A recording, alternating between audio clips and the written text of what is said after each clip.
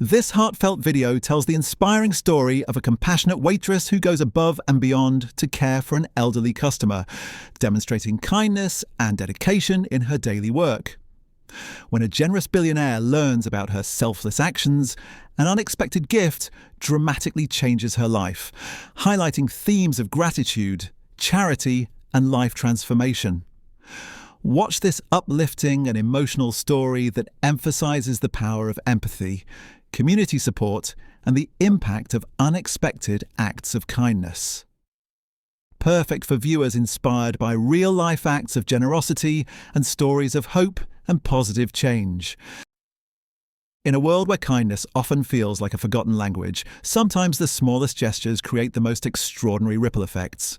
For Maria Santos, a 28-year-old waitress working double shifts at Rosie's Diner, compassion wasn't a choice, it was simply who she was. But when she showed genuine care to a mysterious elderly customer, she had no idea that her simple act of human decency would unlock a secret that would transform not just her own life, but challenge everything she thought she knew about wealth, power, and the true meaning of generosity. This isn't just another feel-good story about random acts of kindness. This is the remarkable true account of how one woman's refusal to look the other way when someone needed help would lead her into the inner circle of one of America's most secretive billionaires and ultimately reveal a hidden truth that would change both their lives forever. The fluorescent lights of Rosie's Diner hummed their familiar tune as Maria Santos wiped down the same Formica counter for the third time that evening. The smell of bacon grease and coffee hung thick in the air, mixing with the distant sound of traffic from the busy street outside. It was Tuesday, November 15th, and the dinner rush had been particularly brutal. Her feet ached in her worn sneakers, and the small of her back protested with every movement, but Maria kept her practiced smile firmly in place. At 28, Maria had been working at Rosie's for nearly 6 years, ever since she dropped out of community college to help support her younger brother through his battle with leukemia. The diner wasn't glamorous, but it was honest work, and the regulars had become like family to her. She knew their orders by heart, remembered their birthdays, and always had a listening ear when they needed to talk. The bell above the door chimed, and Maria looked up to see an elderly man shuffling through the entrance. He was impeccably dressed in a navy wool coat that looked expensive, his silver hair perfectly styled despite the November wind outside. But there was something about the way he moved, hesitant and uncertain, that caught Maria's attention immediately. His eyes, a pale blue behind wire-rimmed glasses, seemed to search the room as if he wasn't quite sure he belonged there. Most of the other customers barely glanced up from their meals, but Maria watched as the old man stood near the entrance for a full 30 seconds, apparently overwhelmed by the simple task of choosing where to sit. The diner was only half full, with plenty of empty booths available, but he remained frozen in place. Maria set down her cleaning cloth and approached him with a warm smile. "Good evening, sir. Table for one tonight?" The man's face brightened with visible relief. "Yes, please." His accent, cultured and careful, stood out in the working-class atmosphere of Rosie's. Maria guided him to a quiet corner booth, noting how he gripped the back of chairs as he walked, his steps deliberate and measured. "Here's our menu," Maria said, placing a laminated card in front of him. "Can I start you off with something to drink? Coffee, perhaps." The man studied the menu with intense concentration, his brow furrowed as if the simple list of diner fare presented an insurmountable challenge. After a long moment, he looked up at Maria with an almost apologetic expression. "I'm sorry, my dear. I'm afraid I'm not quite sure what to order. It's been some time since I've eaten at a place like this." Maria's heart went out to him immediately. There was something vulnerable about his admission, a crack in what was otherwise a very dignified facade. She could have simply recommended the most popular items and moved on to her next table, but something about his lost expression made her pause. "Well, what kind of things do you usually like to eat?" she asked, sliding into the booth across from him. "Comfort food? Something light? Are you very hungry?" The old man seemed surprised by her genuine interest. "Comfort food," he repeated slowly, as if testing the words. "I suppose I haven't had much of that in quite some time." Maria smiled. "Then I have just the thing. Our meatloaf dinner is legendary around here. It comes with mashed potatoes, green beans, and a dinner roll. It's like having dinner at your grandmother's house. That sounds perfect, he said, his shoulders relaxing for the first time since he'd entered. And perhaps some coffee as well. As Maria poured his coffee, she noticed he was trembling slightly. When she brought his dinner a few minutes later, she watched discreetly as he struggled to cut the meatloaf with his fork, his movements awkward and uncertain. Without making a show of it, Maria returned to his table. "How is everything tasting?" "Delicious," he said, though she could see he'd managed only a few small bites. "Absolutely delicious." Maria made a quick decision. The dinner rush was over and her other tables were settled with their meals. "You know what? I'm due for my break anyway. Mind if I join you for a minute?" The old man's face lit up with genuine pleasure. "I would enjoy that very much." Maria slid into the booth across from him again, and to her surprise, he seemed to eat more easily with her there, as if her presence provided some comfort or distraction from whatever was making the simple task so difficult. "I'm Maria, by the way," she said. "I don't think we've been properly introduced." "Harold," he replied with a slight nod. "Harold Morrison. It's a pleasure to meet you, Maria." They talked easily as he ate, Maria sharing stories about the diner's colourful history and regular customers, while Harold listened with the kind of focused attention that made her feel like every word mattered. He asked thoughtful questions about her life, her family, her dreams, and she found herself opening up to him in a way she rarely did with customers. "You have a gift," Harold said as he finished his meal. "A gift for making people feel seen, feel valued. That's rarer than you might think." Maria felt her cheeks warm at the compliment. "I just try to treat people the way I'd want to be treated. Everyone's fighting some kind of battle, you know." Harold nodded slowly, his pale eyes studying her face with an intensity that was both flattering and slightly unsettling. "Yes," he said quietly. "Yes, they certainly are." As the evening wore on, Maria noticed that Harold seemed reluctant to leave. He ordered a piece of pie, then coffee refills, then asked about the dessert menu again. Each time Maria checked on him, she found him sitting quietly in his booth, sometimes staring out the window at the passing traffic, sometimes watching the other customers with a kind of wistful curiosity. It wasn't until nearly closing time that Maria realised what was happening. Harold wasn't lingering because he was enjoying the food or even her company, though she suspected he was. He was lingering because he had nowhere else to go, or at least nowhere else he wanted to be. The realization hit her with surprising force.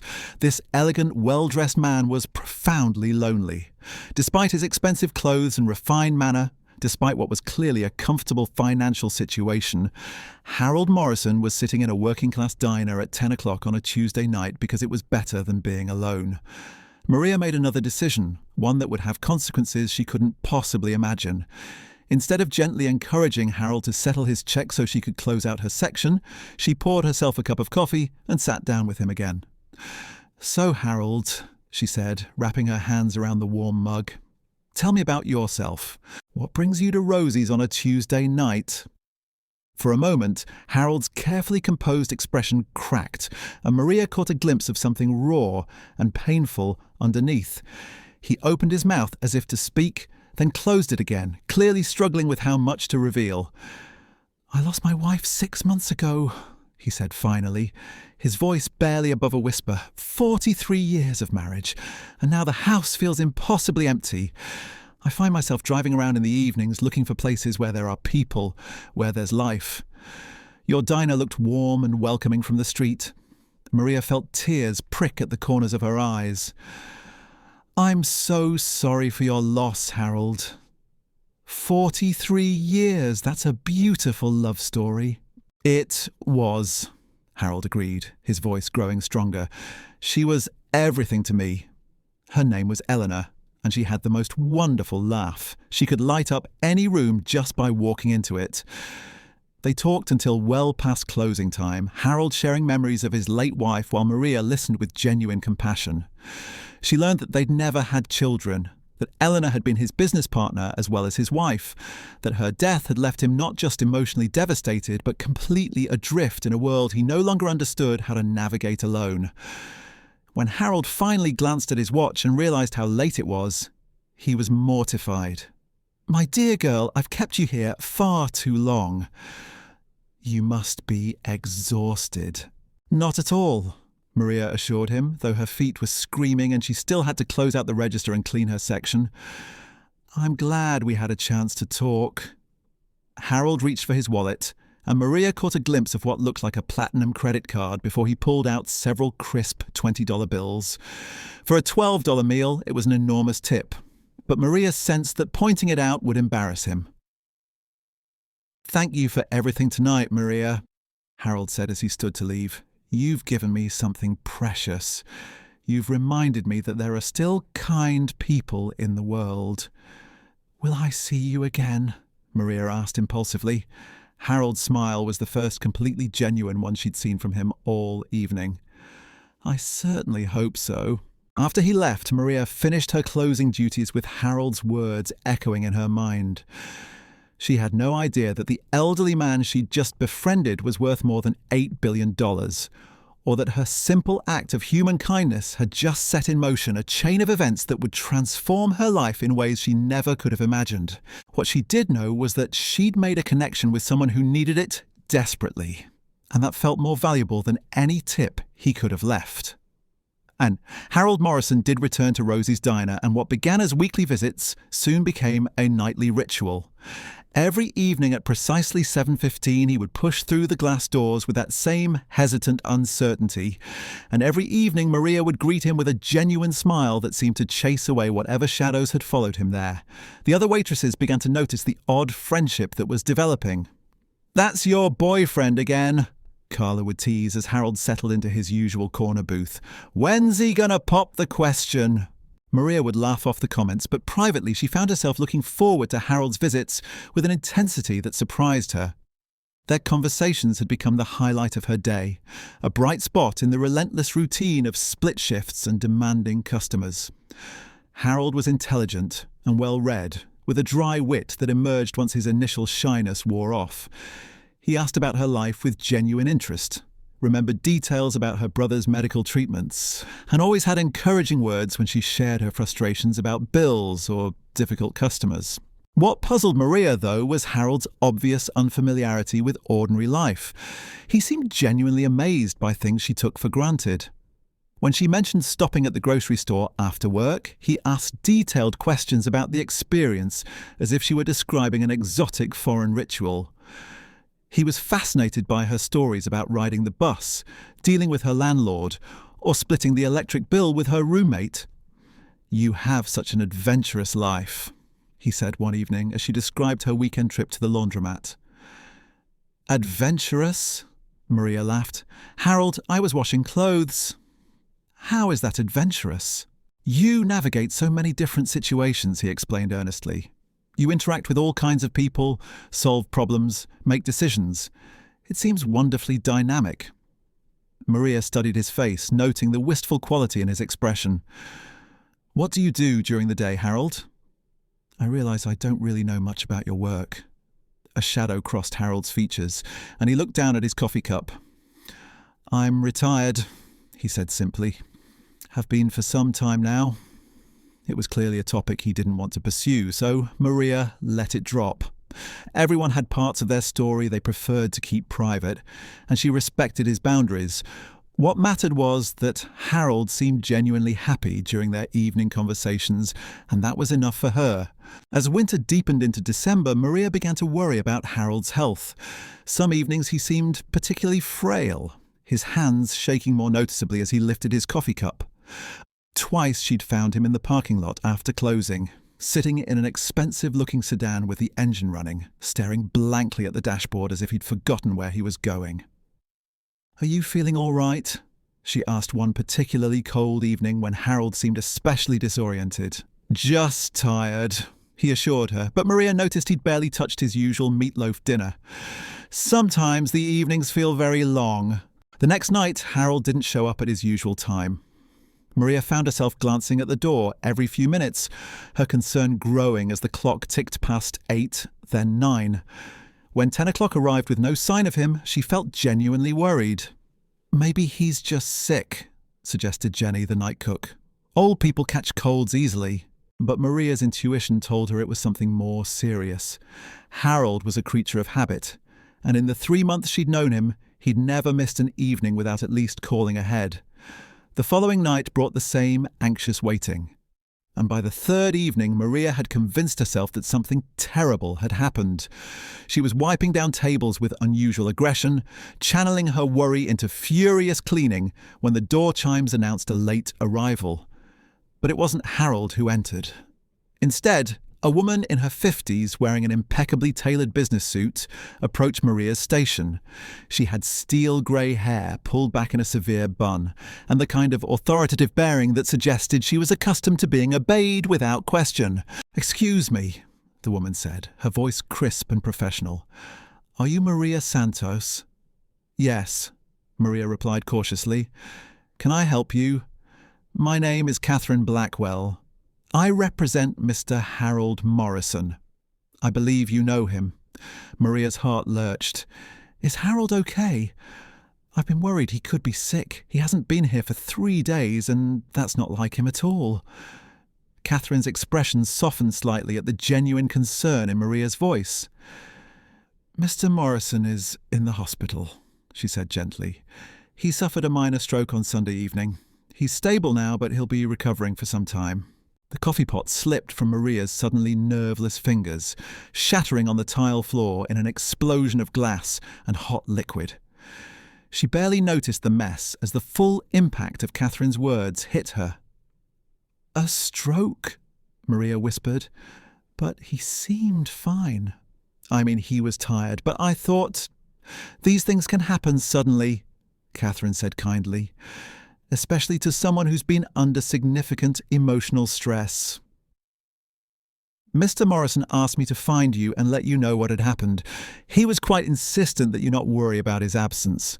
Maria knelt to clean up the broken glass, her hands shaking as she tried to process this information.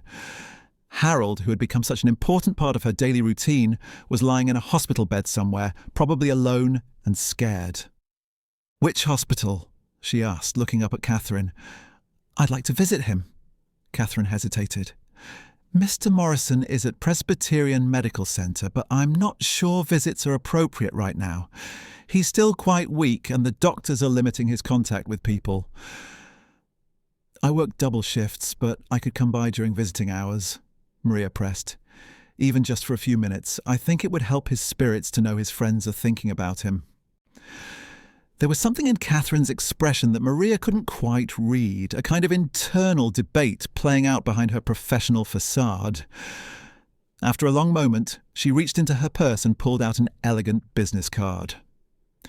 "This has my direct number," Catherine said. "If you'd like to visit, call me first.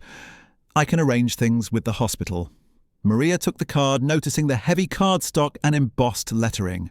Catherine Blackwell, Executive Assistant, Morrison Holdings International. The address was in the financial district, in one of those gleaming towers that Maria had only ever seen from a distance. "Morrison Holdings International," Maria read aloud. "Is that where Harold used to work?" Again, that strange hesitation from Catherine. "Yes," she said finally. "Mr. Morrison was with the company for many years." After Catherine left, Maria found herself staring at the business card with growing confusion. Executive Assistant suggested a pretty high-level position, and Morrison Holdings International sounded like a major corporation. But Harold had said he was retired, and while his clothes were nice, nothing about his demeanour suggested he'd been some kind of corporate executive. The next morning, Maria called the number on Catherine's card. A professional receptionist answered on the first ring. "Morrison Holdings International. How may I direct your call?" "I'd like to speak with Catherine Blackwell, please. This is Maria Santos. One moment, please." Catherine came on the line almost immediately.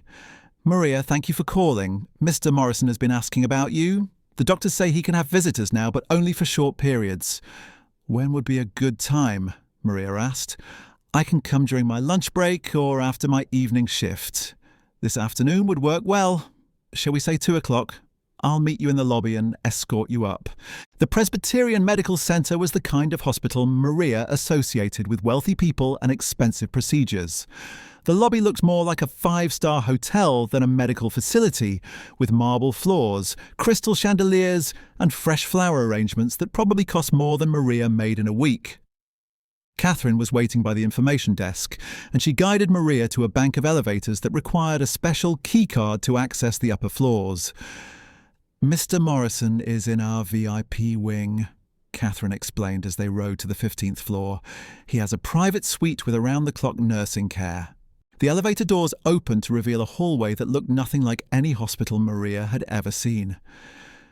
The walls were panelled in warm wood, the floors covered in plush carpeting, and original artwork hung in gilded frames. It was more like the lobby of an exclusive private club. "This is incredible," Maria murmured, trying not to gawk at the opulent surroundings.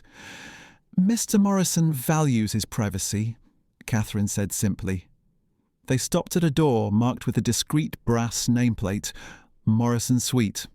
Catherine knocked gently before pushing the door open. "Mr. Morrison, your friend Maria is here to see you." The room beyond was spacious and elegantly furnished, with floor-to-ceiling windows offering a panoramic view of the city skyline. In the centre of the room was a hospital bed that looked more like an elaborate piece of furniture than medical equipment. And in that bed, looking smaller and more fragile than Maria remembered, was Harold. His face lit up when he saw her, and despite the IV lines and monitoring equipment, his smile was as warm as ever. "Maria, my dear girl," he said, his voice weaker than usual but filled with obvious joy. "You came." Maria rushed to Harold's bedside, her eyes immediately taking in the array of medical equipment surrounding him. Despite the luxurious setting, the reality of his condition was unmistakable. His skin had a pallor she'd never noticed in the warm lighting of the diner, and the left side of his face showed slight drooping from the stroke.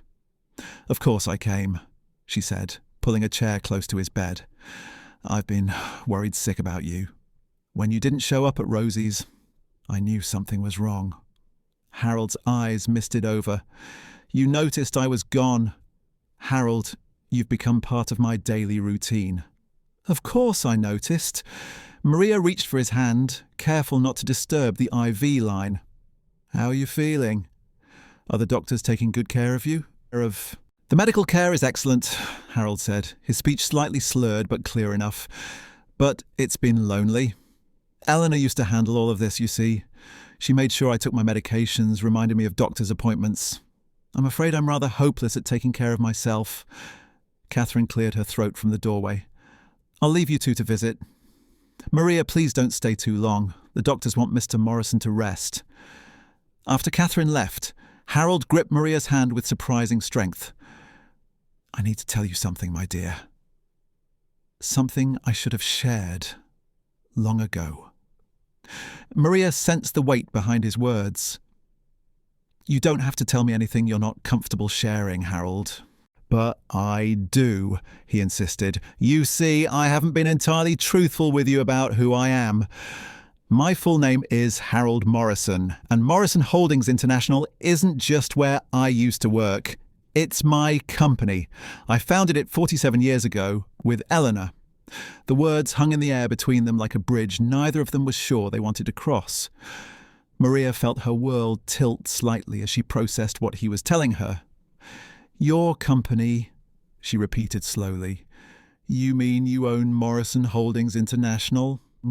Harold nodded, watching her face carefully for signs of how this revelation was affecting her. "It's one of the largest private investment firms on the West Coast. We manage pension funds and endowments, private wealth. The company is worth approximately $8 billion. Maria stared at him, her mind struggling to reconcile the lonely old man who'd been coming to Rosie's diner with the billionaire he was claiming to be. It seemed impossible, absurd even. Billionaires didn't eat meatloaf at working-class diners. They didn't sit in corner booths talking about their day with waitresses. $8 billion, she whispered. "Harold, that's not possible. You eat at a diner every night. You ask me about grocery shopping like it's some exotic adventure. You can't be a billionaire." "But I am," Harold said gently. And that's precisely the problem. For the past 6 months since Eleanor died, I've been trapped in a world of lawyers and accountants and board meetings and charity galas. Everyone wants something from me. Everyone has an agenda. The loneliness was suffocating me. He squeezed her hand again. Then I found your diner, and I found you. For the first time in months, someone was kind to me, not because of my net worth, but because of who I was as a person. You didn't know about the money, so you couldn't want anything from me except friendship. Maria felt tears building in her eyes. So all those conversations we had, all those evenings, you were lying to me. No, Harold said urgently.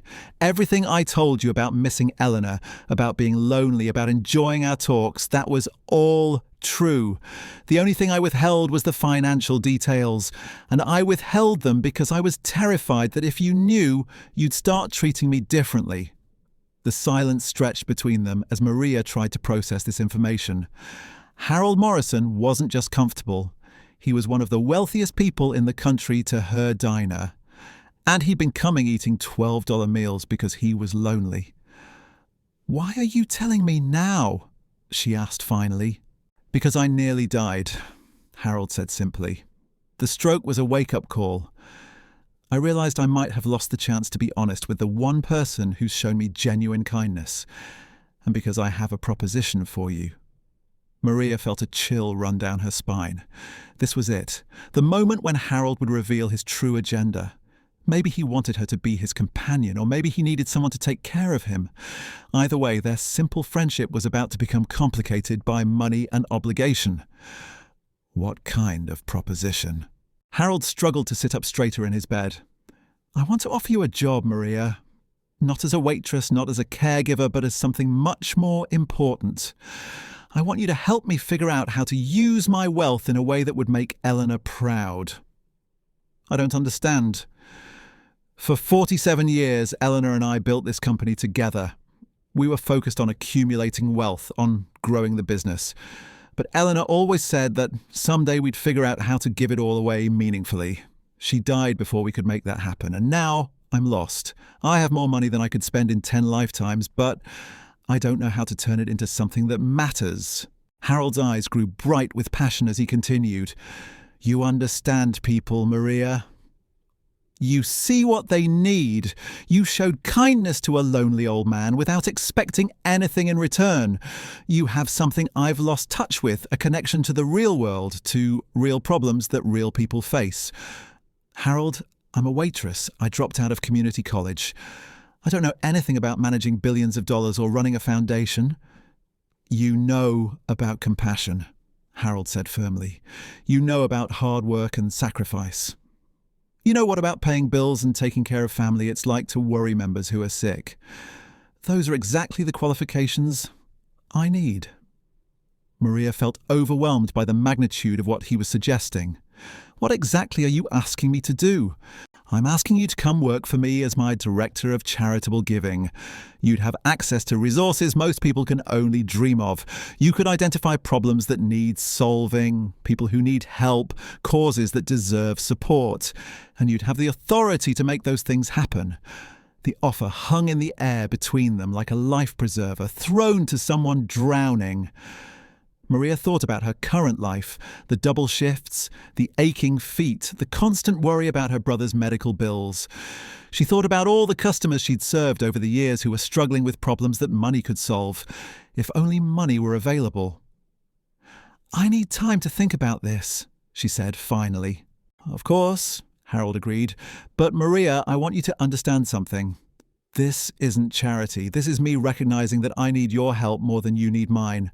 I've spent so much time in boardrooms and country clubs that I've forgotten what normal life looks like. You could be my bridge back to the world, Eleanor, and I always wanted to help." A nurse entered the room, checking her watch pointedly. "I'm sorry, but visiting hours are ending soon." Maria stood up, still holding Harold's hand.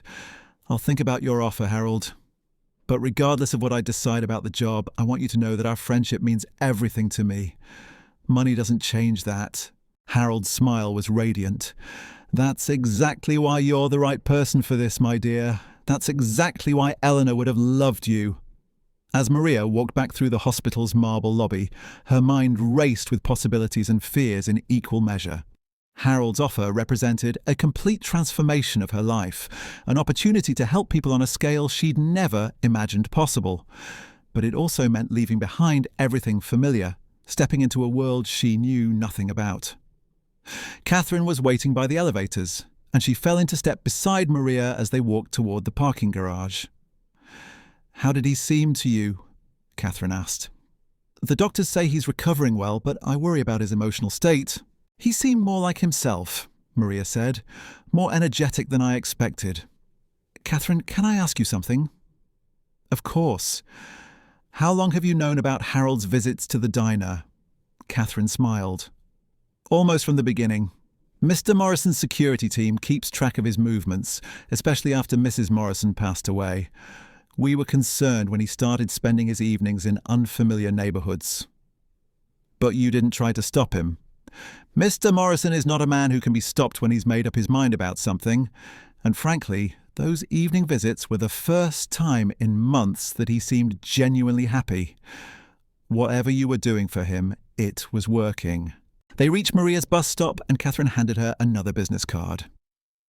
"This one has my personal cell phone number. If you have questions about Mr. Morrison's offer, or if you just want to talk through your options, please call me. I've worked for him for 15 years, and I can tell you that his generosity is genuine. He's not trying to buy your friendship, Maria. He's trying to honour it." As the bus carried Maria home through the city streets, she pressed her face against the window and watched the lights blur past. In the span of a single afternoon, her entire understanding of her life had shifted. The lonely old man she'd befriended was one of the most powerful people in the country. The simple kindness she'd shown him had apparently meant more to him than she could have imagined. And now he was offering her a chance to step into a completely different world. The question that kept circling through her mind wasn't whether she was qualified for such a position. Harold was right that she understood people and their struggles in ways that someone who'd lived in wealth for decades might not. The real question was whether she was brave enough to accept such a monumental responsibility. By the time she reached her small apartment, Maria had made her decision. She pulled out her phone and dialed Catherine's personal number. "Catherine, it's Maria Santos. I've thought about Harold's offer and I want to accept, but I have some conditions of my own." The voice on the other end of the line was calm and professional, but Maria could detect a hint of surprise. "I'm listening, Maria. What are your conditions?" "First, I want to continue working at Rosie's Diner 3 nights a week. Not because I need the money, but because those customers, that community, they're part of who I am. I don't want to lose touch with that world entirely." There was a pause before Catherine responded. "That's an unusual request, but I think Mr. Morrison would appreciate the sentiment. Is there something else?" "Well, my brother Danny needs access to the best medical care available. His leukemia treatments have been financially devastating for our family. And if I'm going to be helping other people, I need to know my own family is taken care of first." "Of course. That goes without saying." Maria took a deep breath before continuing. "And third, I want to start small. I don't want to suddenly have access to millions of dollars without understanding how to use them responsibly. I want to learn the business, understand how charitable giving actually works before I'm trusted with major decisions." Catherine's voice warmed noticeably. "Maria, you've just demonstrated exactly why Mr. Morrison chose you. Most people would have jumped at unlimited access to his resources. You're thinking about responsibility and accountability first. I'll speak with him tomorrow, but I'm confident he'll agree to all your conditions." The next few weeks passed in a blur of meetings, paperwork, and orientation sessions that felt like stepping into an entirely different universe. Morrison Holdings International occupied 3 floors of a gleaming tower in the financial district, with offices that offered breathtaking views of the city and harbour. The employees moved with the quiet efficiency of people accustomed to handling enormous sums of money, and Maria felt constantly out of place in her department store suits among their designer clothing. Catherine proved to be an invaluable guide through this new world. She explained the company's structure, introduced Maria to key personnel, and helped her understand the complex legal and financial frameworks that govern charitable giving at this scale. Harold remained in the hospital for 2 more weeks, but he insisted on daily briefings about Maria's progress, offering encouragement and advice through video calls from his recovery room. "Remember," he told her during one of their conversations, "the money is just a tool. What matters is understanding what needs to be fixed and having the wisdom to fix it in the right way. Trust your instincts, Maria. They've served you well so far." Maria's first official day as Director of Charitable Giving began at 7 in the morning with a staff meeting that left her head spinning. She was introduced to a team of 6 people who would be working under her direction, each with advanced degrees in fields like social work, public policy, and non-profit management. The irony wasn't lost on her that she, the college dropout, was now supervising people with master's degrees and decades of experience. "I know this seems backwards," she told her new team during their first private meeting. "I know you're all wondering how someone with my background ended up in this position. The truth is, I'm wondering the same thing. But Mr. Morrison hired me because he believes I understand something about the problems we're trying to solve that can't be learned in a classroom or a boardroom." Dr. Jennifer Walsh, a woman in her 40s with a PhD in social work, leaned forward in her chair. "What kind of problems are we talking about specifically?" Maria had been dreading this question, but she'd spent days thinking about her answer. "We're going to focus on the kinds of problems that keep people awake at night.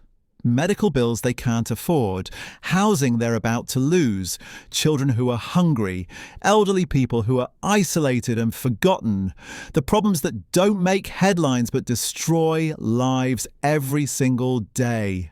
"That's a broad mandate," observed Michael Chen, the team's policy analyst. "How do we prioritize? How do we measure success?" "We start by listening," Maria said. "We go to the communities that need help and we ask them what they need most. We don't assume we know better than the people who are actually living these problems." Over the following months, Maria threw herself into her new role with the same dedication she'd once brought to memorizing customers' orders at the diner. She visited homeless shelters and community health clinics, spoke with social workers and teachers, and attended city council meetings where residents pleaded for basic services their neighbourhoods lacked. Each conversation added another piece to her growing understanding of how systemic problems created individual suffering, and how targeted interventions could break those cycles. The first major project she approved was a partnership with 3 community health centres to provide free dental care for low-income families. The programme would cost $200,000 over 2 years, a sum that seemed astronomical to Maria, but represented less than Harold's investment portfolio earned in a typical day.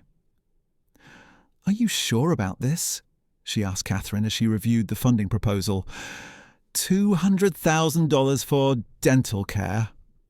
"Maria," Catherine said gently, "that's equivalent to about 4 minutes of the company's daily returns.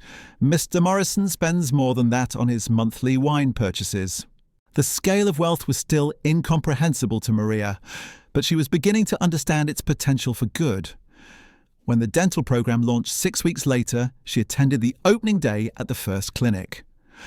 Watching a 7-year-old girl smile broadly after having her first cavity filled, knowing that this child would no longer suffer from tooth pain that had been keeping her awake at night, made every challenging moment of the transition worthwhile. Harold was released from the hospital in early February, moving slowly but steadily toward full recovery. His first official act was to visit Maria in her new office, a spacious corner suite with floor-to-ceiling windows and furniture that probably cost more than most people's annual salaries. "It suits you," he said, settling into the leather chair across from her desk. "Though I have to say I miss our conversations at the diner." "About that," Maria said with a smile, "I kept my promise. I'm still working at Rosie's 3 nights a week. Carla thinks I've lost my mind, but the regulars are happy to have me back." Harold's face lit up with genuine delight. "Do you think they'd welcome an old customer back as well? I've been craving that meatloaf." And so their friendship continued, transformed but not diminished by the revelation of Harold's wealth. 3 evenings a week, Maria would trade her business suits for her waitress uniform and serve coffee and comfort food to the same customers she'd known for years. Harold would appear at precisely 7:15, settling into his usual corner booth, and they would talk about everything and nothing while she worked. The other customers gradually accepted Harold as part of the diner's extended family. He became known as Maria's rich friend, though few of them understood just how rich he actually was. He listened to their stories, offered gentle advice when asked, and occasionally left tips that were large enough to change someone's week, but not so large as to embarrass them. One evening in late March, as Maria was wiping down Harold's table after another lengthy conversation, he reached into his jacket pocket and pulled out a thick envelope. "I have something for you," he said, his voice unusually formal. "Something Eleanor and I discussed many times, but never had the chance to implement." Maria opened the envelope to find legal documents that took several readings to comprehend. Harold was establishing the foundation for Eleanor Morrison Human Dignity, with an initial endowment of $1 billion. The foundation's mission would be to address the daily struggles of ordinary people through direct intervention and systemic change. And Maria Santos was being named as the foundation's president and primary decision-maker. "Harold," she whispered, staring at the papers, "this is $1 billion. I can't possibly handle this kind of responsibility."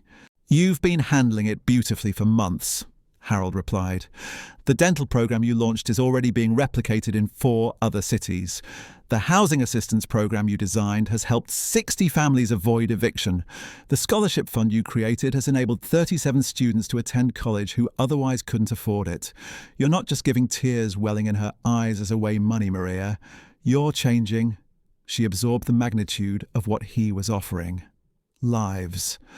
Maria felt $1 billion could transform entire communities, could address problems on a scale she'd never dared to imagine. It could also corrupt her, overwhelm her, or distance her from the very people she was trying to help. "I need to ask you something, Harold," she said finally. "Why are you doing this? Really, is it just because I was nice to you at a diner?" Harold considered the question carefully before answering. "Do you remember what you said to me that first night we met? When I told you I was struggling with Eleanor's death, you said that everyone is fighting some kind of battle. That simple statement showed me you understood something fundamental about human nature that I'd lost sight of in my years of wealth and privilege." He leaned forward, his pale blue eyes intense with conviction. "Eleanor and I spent decades accumulating money, but we never figured out how to transform it into meaning. You showed me that meaning comes from recognizing the battles other people are fighting and offering whatever help you can provide." Maria looked around the familiar surroundings of Rosie's diner, at the worn vinyl booths and fluorescent lighting and coffee-stained counters. This place had shaped her understanding of people and their struggles. These customers had taught her about resilience and dignity, and the small kindnesses that make life bearable. Now she was being offered the resources to extend that understanding far beyond these walls. "I'll accept," she said quietly. "But I want to make something clear. This foundation isn't going to be run from a corporate office downtown. It's going to be run from here, from the real world, from places where people actually live and struggle and hope." Harold's smile was radiant. "Eleanor would have insisted on exactly the same thing." As word of the Eleanor Morrison Foundation spread through the non-profit community, Maria found herself thrust into a spotlight she'd never sought. Magazine articles described her as a waitress-turned-philanthropist, and speaking invitations poured in from conferences and universities around the country. The attention made her uncomfortable, but she gradually realized it could be used to amplify the voices of the people she was trying to help.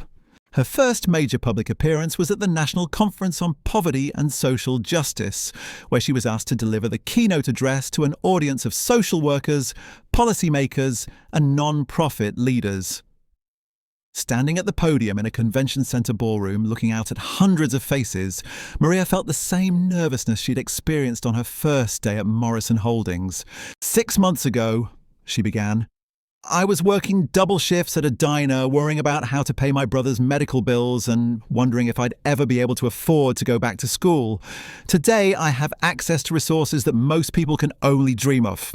But the most important thing I've learned in this transition is that wealth without wisdom is just another form of poverty. She went on to describe the Foundation's approach to charitable giving, emphasizing the importance of listening to communities rather than imposing solutions from the outside. She talked about the dental program, the Housing Assistance Initiative, and the Scholarship Fund. But she also talked about the customers at Rosie's Diner who had taught her about dignity in the face of hardship. Real change doesn't happen in boardrooms, she concluded. It happens in community centres and school cafeterias and hospital waiting rooms. It happens when we stop seeing people as statistics and start seeing them as human beings fighting battles we may not understand but can choose to support. The standing ovation lasted nearly 5 minutes, but what moved Maria most were the conversations afterward. Social workers shared stories of clients who had been helped by foundation programs. Community organisers described how the foundation's flexible approach to funding had enabled them to address problems other donors wouldn't touch. College students talked about how foundation scholarships had changed the trajectory of their lives. By the end of her first year as foundation president, Maria had overseen the distribution of nearly $200 million to programs addressing everything from childhood hunger to elder care. The Foundation's approach, emphasizing community input and measurable outcomes, was being studied by philanthropic organizations around the world. Harvard Business School invited her to teach a case study on innovative charitable giving models. But the moment that meant the most to her came on a quiet Tuesday evening at Rosie's Diner. Harold was in his usual booth, working his way through his usual meatloaf dinner, when a young woman approached their table hesitantly. "Excuse me," she said to Maria. "Aren't you the lady who runs that foundation? The one that helped my mum with her rent?" Maria nodded, suddenly feeling self-conscious in her waitress uniform. "I just wanted to say thank you," the young woman continued.